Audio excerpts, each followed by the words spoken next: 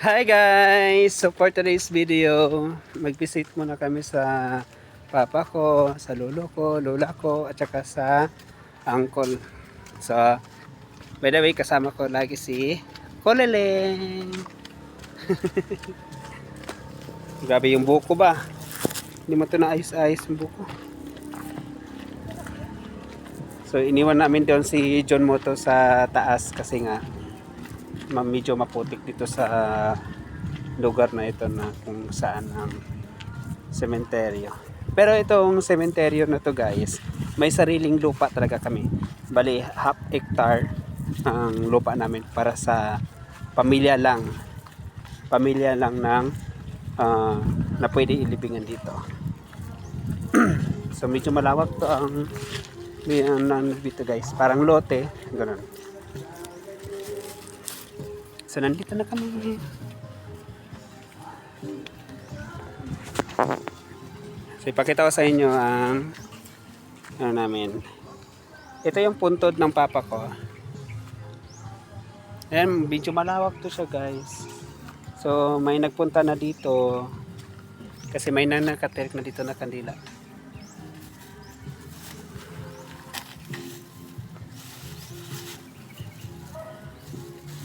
Medyo ito lang yung nadala namin na bulak guys kasi hindi kami nakabili sa city talaga sa Zamboanga dahil nga sa wala sa plano.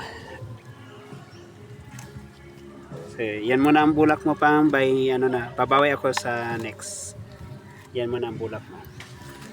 Ayan. Pakita ko sa inyo guys kung gaano kalawak yung lupa na pwede kaming lahat dito ililibig. So ayan, kung nakikita nyo, ayan, pati dito sa likod, ayan, lupa yan ng Vargas family. Ayan. So magtirik muna kami.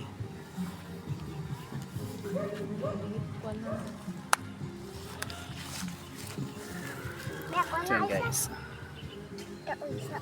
No, kay ano na, dito na sa Pikas. Kay upat ni sila diri. So ito yung punton ng lola ko. Bali dito lang kami sa may ulo na gano'n nagtirik. Tapos ito naman yung puntod ng uncle. Dire kami sa uluhan kami nagtirik. Then ang pinakahuli nga bag oras siya gilubong. Okay lang na. Ang pinakahuli nga bag oras siya gilubong guys. Ang akong lolo. So wala jud ko kaadto diri nga ano siya guys. Wala may kaadto diri nga gilubong siya.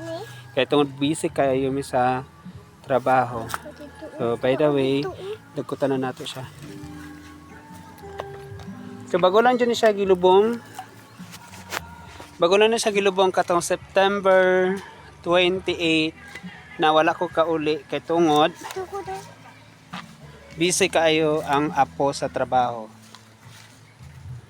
Pero makasabot naman sila.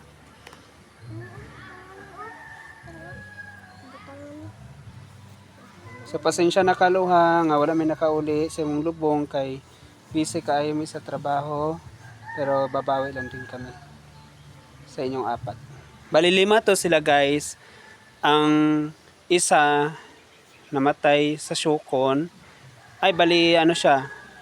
Bali yung anak nila namatay, 3 na.